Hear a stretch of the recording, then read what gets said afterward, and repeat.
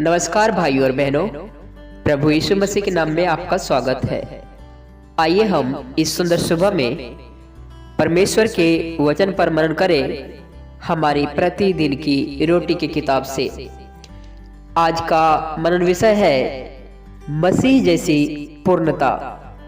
वचन मत्ती रचित सुसमाचार अध्याय 5 पद 48। इसलिए चाहिए कि तुम सिद्ध बनो जैसा तुम्हारा स्वर्गीय पिता सिद्ध है। आइए हम इस वचन को बेहतर रीति से समझने के लिए एक आर्टिकल पर अपना ध्यान केंद्रित करें। पूर्णतावाद मेरे द्वारा ज्ञात सबसे डरावने शब्दों में से एक है। कैथलीन नॉरिस लिखती है, मत्ती की पुस्तक में वर्णित पूर्णता के साथ आधुनिक समय पूर्णतावाद का सोच समझकर तुलना करना। वह वर्णन करती है, आधुनिक समय की पूर्णतावाद एक गंभीर मनोवैज्ञानिक पीड़ा के रूप में है जो लोगों को आवश्यक जोखिम लेने के लिए बहुत डरपोक बनाती है। लेकिन मत्ती में अनुवादित शब्द सिद्ध का अर्थ वास्तव में परिपक्व, पूर्ण या संपूर्ण है।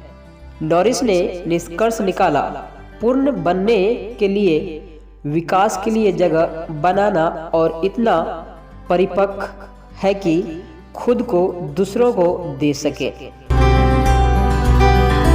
पूर्णता को इस तरह से समझने से मत्ती 19 में बताई गई गहन कहानी को समझने में मदद मिलती है, जहां एक व्यक्ति ने यीशु से पूछा कि वह अनंत जीवन पाने के लिए क्या अच्छा कर सकता है।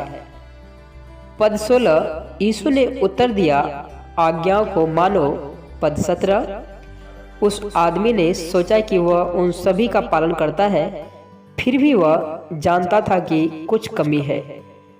मुझ में किस बात की घटी है। पद 20, उसने पूछा। तभी यीशु ने उस आदमी के धन की पहचान उसके दिल को दबाने वाली पकड़ के रूप में की।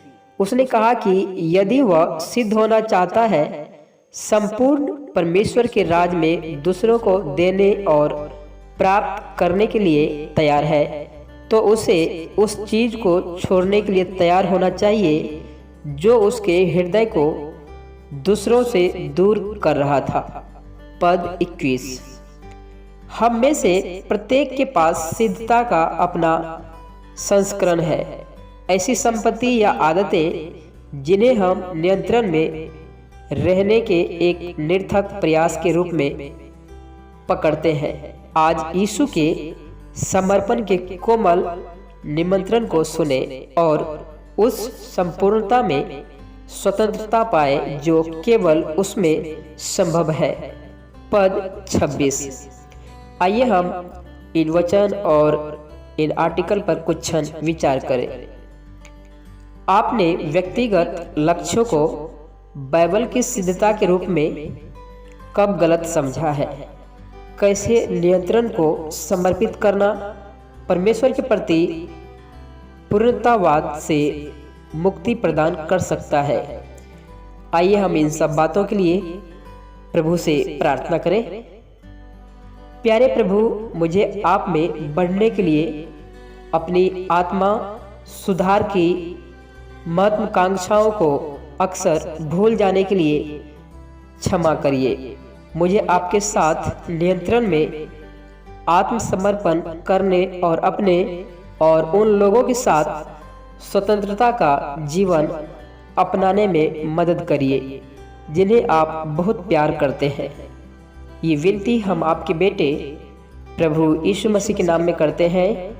आमीन।